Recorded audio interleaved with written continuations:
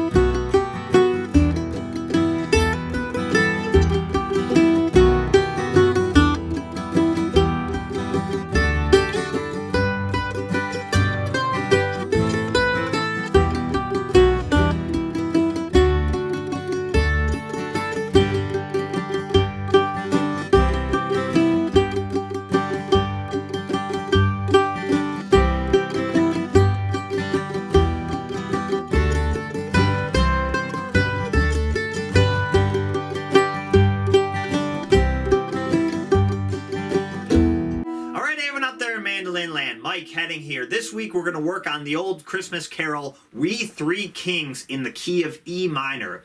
This is a great old song in a minor key. It's got a great melody, and we're going to work on two solos for the song. The first one we're going to work on just getting the absolute basic melody down, connecting all the notes, and kind of working on our flow, so not picking up our fingers unless we absolutely need to. So that's what we're going to work on for the first basic melody. And then for the second bluegrass style solo, we're going to look at how do we fill up that basic melody. So the basic melody has a fair amount of space in it, so how do we add some picking, how do we add some slides, how do we add some hammer-ons to basically spice up that basic melody without losing the fundamental melody, because this song has such a great melody. We don't need to go completely off script and make an improvised solo. We just want to fill up the melody with some nice ornaments and some more picking, and that's what we're going to do on this lesson. I'm going to break down both solos note for note, and then show you a bunch of backup stuff I would do for this song. So this song has a whole bunch of chords, you know, and there'll be really good chord practice and counting practice that I'll break down in the backup section. And if you're watching the preview of this lesson, you can head over to my website, MikeHeddingMusic.com, and grab the full lesson. You'll get access to watch all the videos, and you can download the tabs and the practice tracks. All right, here's We Three Kings in the key of E minor. All right, let's start breaking down this beginner lesson to We Three Kings. We're in the key of E minor, so we're going to get some cool minor sounds on this lesson. So let me play the first four measures of the basic melody, and then we'll start breaking it down. Here we go.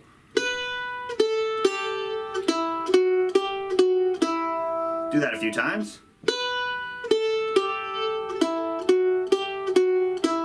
One more time, really slow.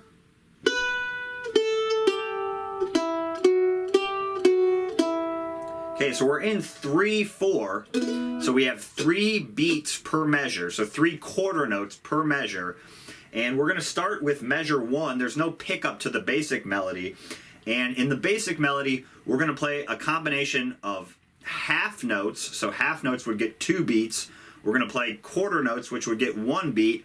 And we're going to play dotted half notes, which would get 3 beats. So you're going to get some really good rhythm practice here, playing notes that have 2, 3 and 1 value. So some really good practice here. So we're going to start with a half note. So that's going to have 2 beats. And we're going to start up on the 2nd fret of the A string with our first finger. And we're going to play that note. And then on beat 3, we're going to play the open 8 A string. So you have 1, 2, 3, 1, 2, 3. So it's a half note followed by a quarter note. We're going to play that rhythm a lot. And if you're having trouble figuring out the duration of a half note, play 2 quarter notes. And then you can hear how much the time fits in. And then just take it out.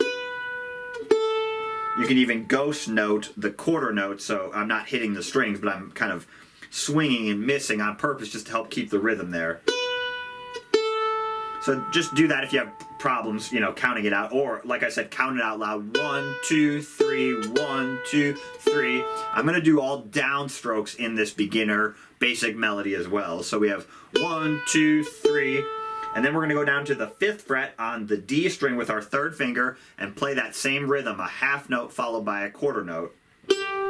And then we're going to play the 2nd fret on the D string. So you have, again, fill it up with all quarter notes if you need to.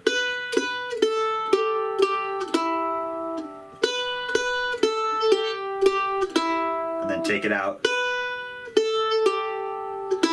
And then for measure 3, we're going to play 3 quarter notes in a row.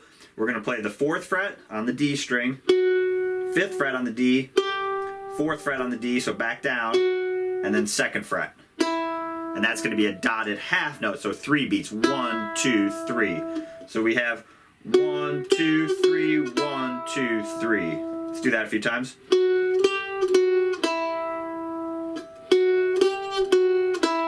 And what I really want you to practice here is keeping your first finger down, because we played that note in measure 2, and then keep this one down, add your 3rd finger, and then go back because you're going back to that same note.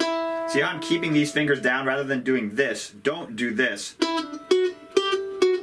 See how I'm lifting up each finger behind when I add the next note? It creates a lot more work, because I'm lifting my fingers unnecessarily. It also adds kind of a choppier sound. If I keep them all down, it helps kind of keep that flow. One thing I think about when I'm playing mandolin is basically I don't lift my fingers unless I absolutely need to. I kind of think of it like, it's kind of a weird metaphor, but I kind of think of it like rock climbing. Like, you basically don't move one hand, finger in this case, until you get your next position set. So I keep all these down as basically kind of my insurance policy, and I only lift them up if I absolutely need to.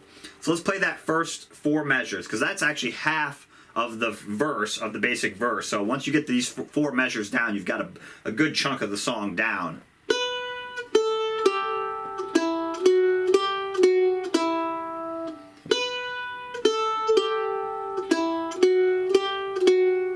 Let's do it really slow.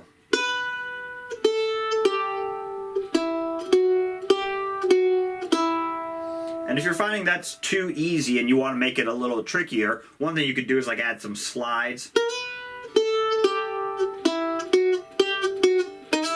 You know, I'm kind of sliding into these 2nd frets, just a quick little grace note slide. Just kind of just exaggerating it so you can hear it. But that's kind of cool. It can make it sound more like a voice or like a violin that doesn't have frets, and you can kind of slide into the notes. That's one little thing you could do to make it a little trickier if you wanted to. So let's play it one more time as written.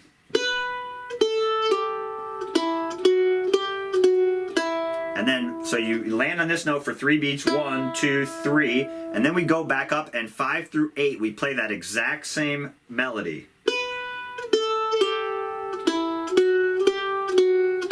So it's all exactly the same. So if you know those first 4 measures, you've got the first 8 measures of the song down. So we just play it twice.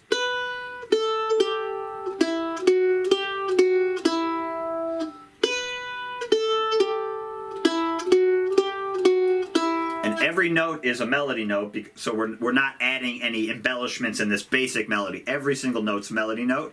So let's move on to measure 9. After you land on this note, 1, 2, 3. Now this is the fields and fountains part of the song. I kind of think of it like the pre-chorus. So it kind of sets up the chorus part. So we're going to play the 5th fret for, again, we're going to use the same rhythm, a half note followed by a quarter note. We're going to play the 5th fret. So 1, 2, 3, and then the open A string, same rhythm.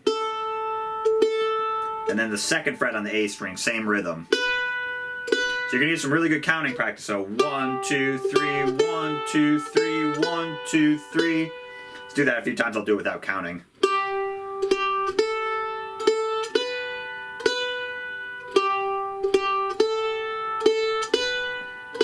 And then a little run here. Keep your first finger down. Play the 5th fret on the A string, all quarter notes. 3rd fret, 2nd fret. So this is your kind of your anchor finger. You keep that down to keep you in position. So you play that note twice in measure 11. Again, a perfect example of not lifting your finger unnecessarily. If you absolutely have to lift your finger to get this note down, you can. But you can also see my hand is kind of turned. I don't do it this way where my fingers are pointing up. They're kind of pointing down the fretboard, and that helps me reach. Okay, so that'd be a good practice.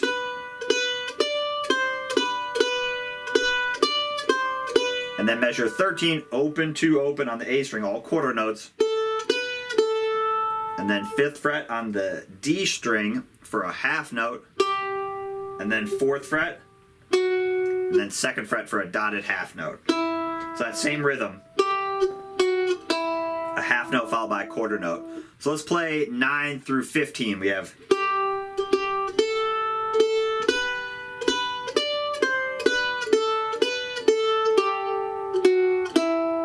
do it a couple times. I'll do it really slow.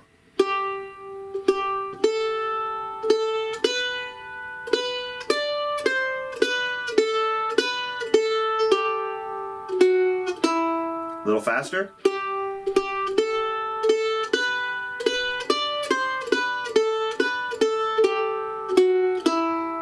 Okay, so that's basically into, again, that's kind of like the verse and the pre-chorus. So let's play that whole part. Here we go.